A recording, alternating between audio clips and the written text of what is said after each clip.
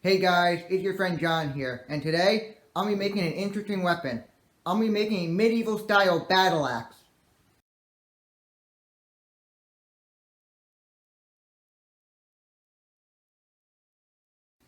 So the first thing you need to make this weapon is the blade. This is a rocking blade for cutting pizza. You can also call it a ULU blade or a pizza cutter, pizza rocker, whatever we want to call it. I got it on eBay. That's where I got it from.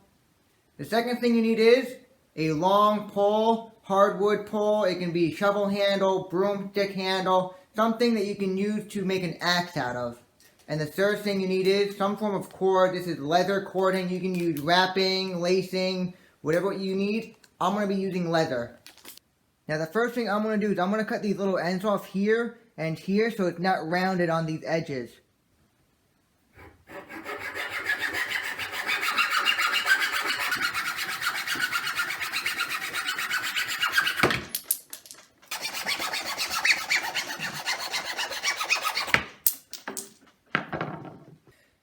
So what I'm going to do next is I'm going to sand it down here and here where I marked it because it's a little round, and this flat surface right here won't really stick to that round surface too well. When I screw it in, it's just too rounded.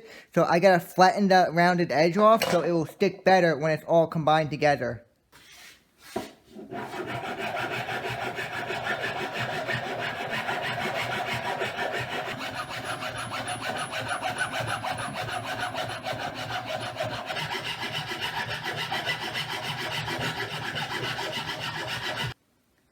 I have finished sanding down both parts where I'm going to put the blade on, and now when it's all put together, the blade will not wobble around when it's all done.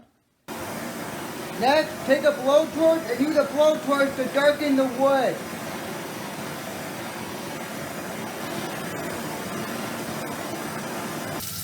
Now I'm going to start wet sanding it in the sink with some sandpaper.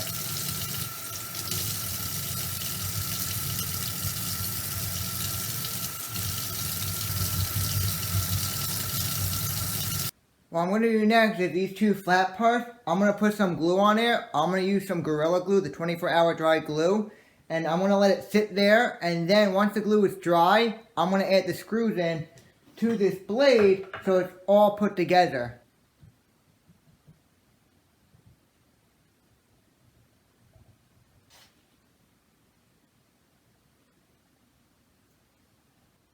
So once you have it glued in on both your flat points, make sure you tie it tightly so the blade doesn't wiggle around or move around as the glue is drying. And any glue that's dripping down, just wipe it off with a wet rag so it looks nice and clean when it's all done.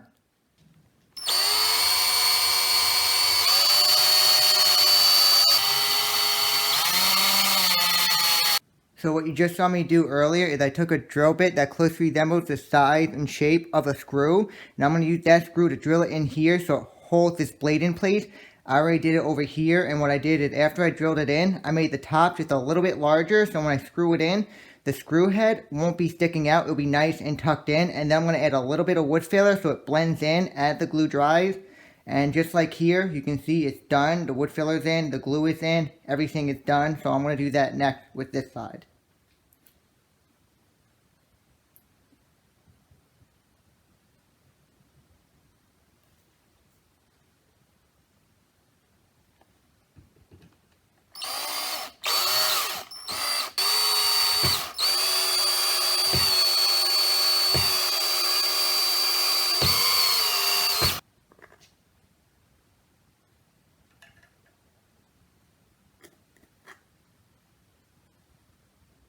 So as you can see, I got the blade all done. I got it all done on this side. As you can see, I sanded down the wood filler so it matches with wood really nicely, as you can tell in the before and after pictures. And up here, where the blade is, I stained it so it would better match. I sanded down the old coloring, and then I re-darkened it with a blowtorch so it matches this wood much better. Now I'm going to start applying the clear coat on this handle so it protects it.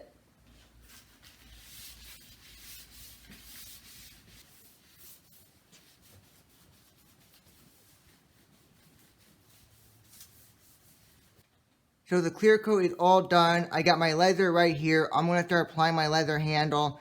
I got it started out right here. I put a nail in. All I gotta do is wrap it around the handle and then nail it on the other side. Make sure when you're putting your leather handle on or your cord on, you make sure you pull it really tightly so it doesn't become loose over time while it's being used.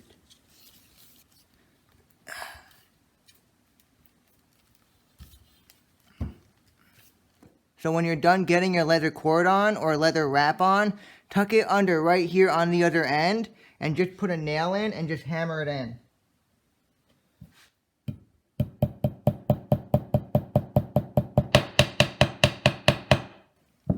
Okay, I got my handle done on this side. It looks really nice. So what I'm going to do next, those little pegs that I thought were brass were actually aluminum pegs or maybe steel pegs. I'm going to put some black nail polish over them just so they look a little bit nicer. And fun fact, you can use nail polish as a type of touch-up or modeling paint. Before I reveal what I just made, please remember to like the video if you enjoyed it, leave a comment, let me know what you think, subscribe if you're a new viewer, and if you want to help me get more viewers and possibly more subscribers, please share this video.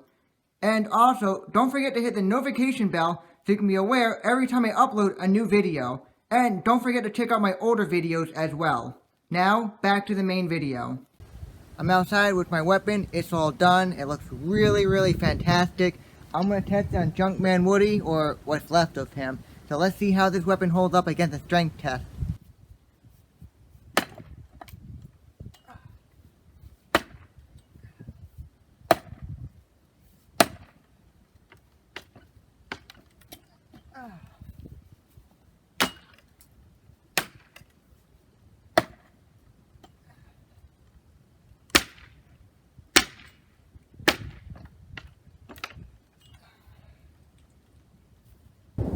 I got a gallon of water right here filled with water. I'm going to test it and see just how sharp my axe really is.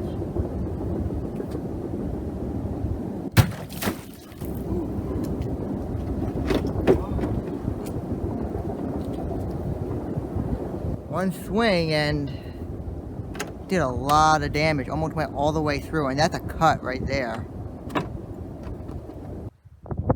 I got another water jug here, and now I'm going to see how much damage it can do with down force instead of side force.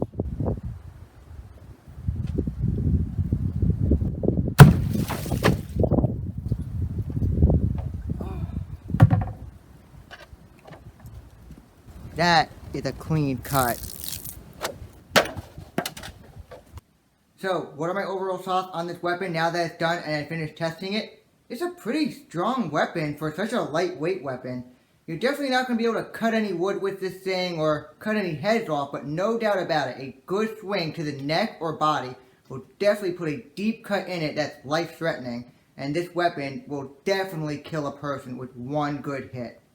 The only downside about this weapon is, like I said, because it's lightweight, it doesn't have a lot of heaviness to it, so when you swing down, it doesn't have as much force to it as a real axe would. So a real axe would definitely do a lot more damage just because it's heavier at the top than this axe. It's just too lightweight, but you want to know what? That lightweight does make it easier to swing. You can move it around, you can swing it around. It's pretty light. I can definitely walk a mile holding this thing up like this without any issues because it's just so lightweight and it's pretty lethal as a weapon. So when I was testing this weapon on Junkman Woody, it didn't really do a lot of damage to him. It did do a lot of little damage, a lot of little cuts. But you gotta understand, Junkman Woody is all wood, and this thing is not made to cut wood, but it will definitely cut tissue and flesh, no doubt about it, because when I tested it on the water jug with the down force and side force, it did a lot of damage. It was a clean cut. The down force, clean. The side force, it almost made it all the way through, but it just didn't. That's probably because of my mistake. I didn't really get a good side swing, but this thing will definitely cut, no doubt about it. After all, it is a pizza cutter. It is designed to cut. But yeah, for a pizza cutter, I made a pretty cool axe. Now, I know there's going to be some people that give me a hard time about this handle because it's round in shape and not oval in shape like most modern axe handles. Well, I want to say this. Keep in mind, this is based off a medieval axe, and a lot of medieval axes had round handles, not so much oval handle. So even though an oval handle is a little bit better and it will stop the axe from turning or rolling, this round handle is still pretty good and still pretty comfortable. Even though a oval handle is technically better, this round handle works just fine. And like I said, I was going for the style of medieval axe. So I'm going to wrap things up by saying thank you for watching. I hope you enjoyed this video. Please remember to follow me on Instagram and also follow me on Reddit. Join my community on Reddit, but please don't follow me in real life. That would just be a little creepy.